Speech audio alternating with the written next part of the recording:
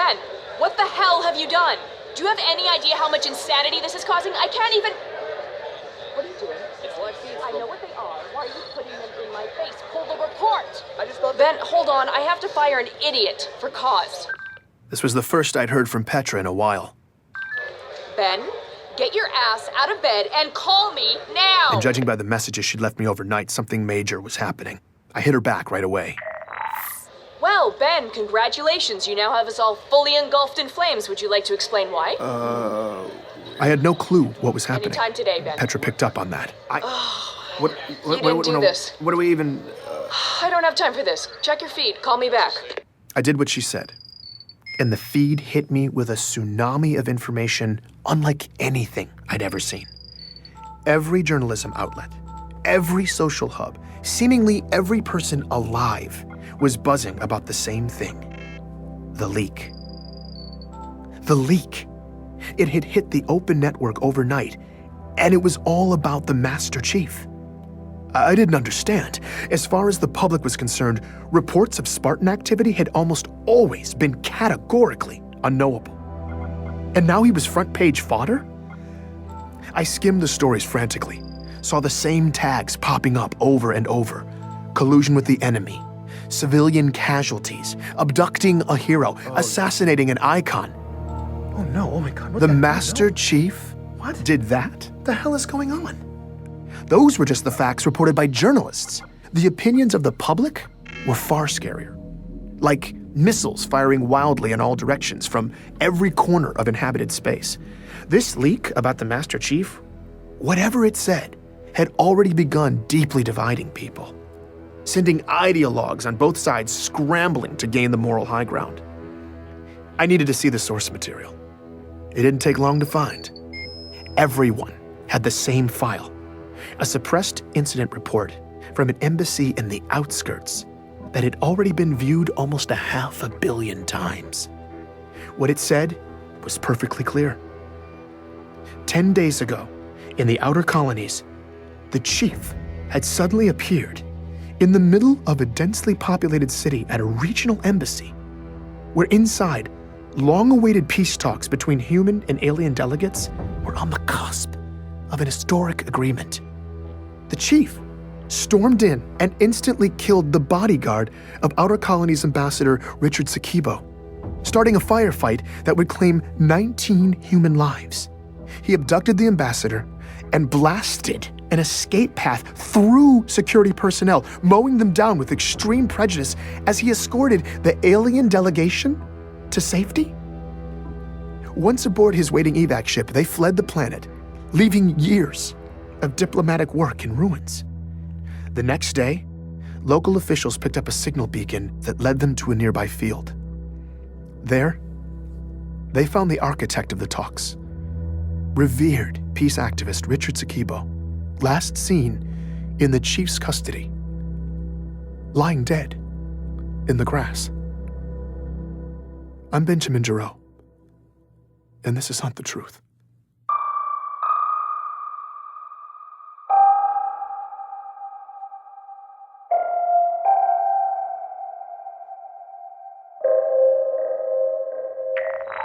Petra, what is happening? I don't know, but I've been fact-checking for 7 hours and it looks bad. The Earth hacks are calling him the Fallen Spartan. Bastards. Wait, you think this might actually be I true? need it now. Just tell me now, was this Pharaoh? Did you do this? No, I don't. No, I told her I didn't know, which was technically true, but it was a cop-out. Of course it was Pharaoh. But why? It didn't make sense. Why smear the chief like this? After everything he'd done to save our asses? After everything ONI had done to him? Over the years, he'd faced unimaginable catastrophes. We had no idea how many lives had hung in the balance. ONI kept us all in the dark. But whether the chief had always made the right call or not wasn't the issue. He should never have had to shoulder all that weight. But now he was shouldering all the blame. It wasn't right. As Petra relayed what some of the talking heads were saying about Chief on Earth, I started getting downright pissed. Then, she was gone. Waypoint was gone. My comm pad. Everything. Your Gone. quadrant is experiencing unusually high volume. On-site diagnostics are required. Would you like me to schedule an appointment? Yes. First availability is in 12 days at 3 p.m. Would you like me to schedule this appointment? God, this is a joke. I'm sorry, I did not get that. Would you like me to schedule this? Yes. Appointment scheduled. All services disabled. Goodbye. No, dude, mother! They were cutting my communications off for 12 days? This was no quadrant failure. O&I was trying to shut me down. And of course, they were doing it quietly. Meshach's security hacks had been keeping me a step ahead of them for the most part, but I didn't have time for this. I had to find out if we were actually stirring things up. I needed to find Meshach, and to do that, I needed a safe place with secure working comms. So I packed some essentials and headed out, taking back routes, dodging surveillance. Moving my workspace to an undisclosed location was a precaution I'd been needing to take anyway. O&I's latest move had just got me to pull the trigger. When I got where I was going, my contact helped me set up shop. And once I was live, this was the message that was waiting for me. Bento Box! Loving what you did with the story, man! Really great pacing. But that last episode wasn't the same. It's just missing a certain, I don't know, me element? Ha! Anyway, I'm around, give me a call. After disappearing for 8 days, Meshach Maradi was just calling to say hi. He was the most frustrating human being I'd ever met. Benjamin! Meshach, I was certain you were dead. I mean, I could... You were wrong? Meshach, where in the hell have you been? Ben, listen, I'm sorry. Super sorry. But I had to go dark. I had to disappear. Okay, but... I asked him if it had something to do with the disturbances he'd been tracking in the outskirts. He said no. It was this other thing I was checking on for you. I don't know anything for sure yet, but I will soon. Fine, but listen, I realize you operate in a den of secrets, but you could have at least warned me before disappearing, right? No, not really. It's true. I operate in a very mysterious den of secrets. But this mission was on a level 3 stories below the subfloor of the secondary basement of my den of secrets. I shouldn't even be thinking about it. Just believe me, you not knowing was the only way. Thankfully, Meshach laid off the riddles for a bit, segueing into news from the outskirts. My last episode was having an effect. People were listening, taking it to heart, and they were pissed. The kidnappings, the military-grade augmentations, unless they were looking for somewhere to bury the truth, O&I seemingly had no regard for the outer colonies. This was an old ache for these people. Back when their survivalist spirit was bordering on independence, O&I had given the outer colonies their full attention. They pulled out all the stops to crush the oppressive insurrectionists. No one was shedding tears over that. But then, when the Covenant showed up and started glassing their planets to genocidal hell, the outer colonies were widely left to fend for themselves. It was this principle of selective intervention that had never sat well. But where my story had started to reheat that unrest in the outer colonies, last night's leak had brought it to a boil. So the idea is the chief went into berserker mode, right? That drip, drip, drip has a very different effect depending on where you live. All those herbivorous babies on Earth think they deserve their own dedicated Spartan messiah. Like he's gonna camp out on the moon, waiting to kill aliens or karate chop meteorites to keep them safe. So the word rogue panics them. But Meshach says it wasn't like that in the outer colonies. Whether the embassy story was true or not, the way they saw it, the chief wasn't the problem. O&I was using him the same way the UEG had always used them. For utility, when useful, but always disposable. Sure, nobody really wants a 7-foot-tall murder machine with mad skills showing up in their neighborhood. But in the outer colonies, Oni is still the real monster. My fury at Meshach had subsided. I was glad he was back. If I was going to pull off confronting O&I and exposing everything to the senators, I needed as much ammo as possible. And luckily, he was on the same page. After hearing my interview with Petrovsky, he'd buried his face in the slush, curating decades of data and the research of his nutjob predecessors, compiling sort of a greatest hits of O&I's atrocities. He pushed me to a scattergraph of every case of exotic pediatric autoimmune disorders for the first few decades of the century. Any kid who had a disease like John's. After some variable tweaking, a galactic map of human space popped up, decorated with clusters of dots, one for each sick kid. He told me I was looking at a reasonably accurate representation of where every single defective clone O&I planted had died. Wow. Wow, he says. Of course, wow. But you're about to turn into a wow when you see this. He overlaid the graph on another map that showed the distribution of human population. He asked me what I noticed. It's not random. It's not random. Ben, never be a statistics professor. This is the opposite of random, okay? For their Spartan abductions, Oni heavily favored the outer colonies. It's like their favorite candy store, except instead of candy, they were scooping up child soldiers. Because it's easier to cover your tracks out there. Yeah, and you could easily make the argument that these children's lives were assigned a much lower value than, say, those of Earth kids or kids from Mars. Genetically, they will be no worse than inner colony specimens, but as to the human cost, outer colonies kids just spend easier. I'm not sure if the data was going to be conclusive enough for the senators, but the implication was certainly heinous enough. The whole point of abducting kids in the first place was to create super soldiers for crushing the insurrection. That was the original mandate of the Spartan program. But in their secret child poaching, O&I had favored the very same parts of the outer colonies they were targeting for that military campaign. So years later, when the Spartans landed their bloody anti-insurrectionist campaign in the outer colonies, many of those Spartans were simply the harvested children of those communities coming home. But these native sons weren't fighting for their homeland. They weren't there to protect their families. They were carrying out the political agenda of O&I, serving the very government that had violated their families and torn them from their childhoods. As far as the not in my backyard philosophy goes, this was double dipping by O&I, enough to incite pure rage.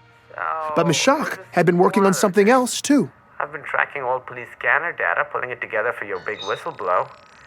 Makes a pretty gnarly case. Okay. Did you ever wonder what would happen if one of Oni's doomed to die clones didn't die? I hadn't considered that possibility, but it was chilling. What happened to them? It's not what happened to them. It's what happened to the people they'd been made to replace. 2 soldiers ran into a perfect copy of themselves. Think about it. You're secretly plucked from your childhood bed, thrown into a totally different life. And now, years later, you meet a mirror image of yourself. Someone who got to keep living your life. I mean, they'd probably seem to be more you than you.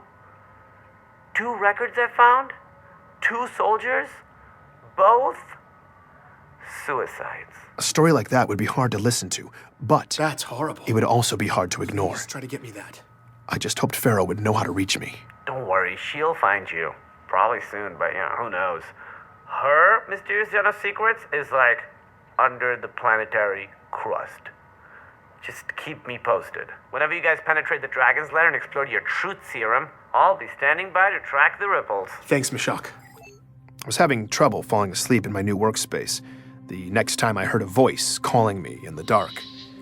This time, though, Pharaoh sounded human. Are you enjoying the show? No, actually, I'm not. After everything O&I's done, people are calling for the chief's The head. infection goes to the core, Ben. When you cut all the way in to extract it, you can't always control what sprays out. But you're the one spraying it. You chose to smear the chief. I'm not smearing anyone. Everything I leaked was real and But we don't know the whole story, and the implications of this story The are the... only implication is that an aging Spartan may be going off the rails. And sadly, it may be true. Your story set the table for that. When you break children to make warriors, you take a risk of burying psychological damage deep in your soldiers. And for critical decision makers, that's a liability. I don't know what motivated the chief to shoot up that embassy, and I don't know what he's doing now. But he is off leash. He is proving the liability. All I did was expose it by peeling back the very layers of Oni secrecy under which that liability was born and allowed to fester. I didn't know what to say. This felt all wrong to me. Ben, the chief is the savior of humanity. I know that. The true patriots know it too. This is the painful part. Right now, the chief is being chopped down, but he will be vindicated. This is how we puncture to the core. By sacrificing the chief in the short term, we've opened a deep hole, and when the bleeding slows, it's Oni's exposed nerve that will get all the cold scrutiny. It's just hard hearing what they say about him, and people are going nuts. I mean, a lot of the inner colonists are actually denouncing him. They're terrified. And the anger in the outer colony seems to be turning ugly fast. You The see blood that, of right? their hero is spraying in their face. This is exactly what we need. This is the chaos I said would happen. I guess I just didn't think it was gonna be like this. Chaos has a high price, Ben. But the pieces are moving. Our opportunity has arrived. Pharaoh told me that as of this morning, the meeting had been scheduled. Personnel were already en route to Earth. And in a few days' time, ONI brass would be testifying in front of high-ranking UEG senators in closed sessions. Pharaoh was going to hack in and get me a direct, unbroken feed so that I could lay out ONI's ugly secrets to a handful of the most senior lawmakers in the land. I had to prepare fast. I was anxious there wasn't enough time to make Meshach's data convincing enough, but Pharaoh gave me an idea that could amp up the persuasion. She listened in as I made the call. Anthony? Hey, man, how you doing? I just laid it right out there. Do you want to help bring down ONI? He didn't respond. I started to get nervous, but then he spoke up. You bet your ass I do. What do you need from me? Petrosky was in. I gave him marching orders and hung up. I'm so happy to hear Pharaoh that. seemed pleased. Things seemed to be falling into place. So that's your real voice? For the most part. Just off enough to be untraceable. So why'd you switch it up? What happened to the scary voice? Well, we're about to go somewhere scary. I wanted you to feel like you knew who would be fighting at your side. I appreciate that. I couldn't believe we were really going to do this, but I was lit up and ready to go. Ben, I wanted to give you a heads up. There's still one more leak coming. What do you mean? It's the icing on the cake. Just to keep the pieces in motion. Okay, what is it? When is it hitting? It just did. I pulled up my public feed. It took a moment. And then it hit.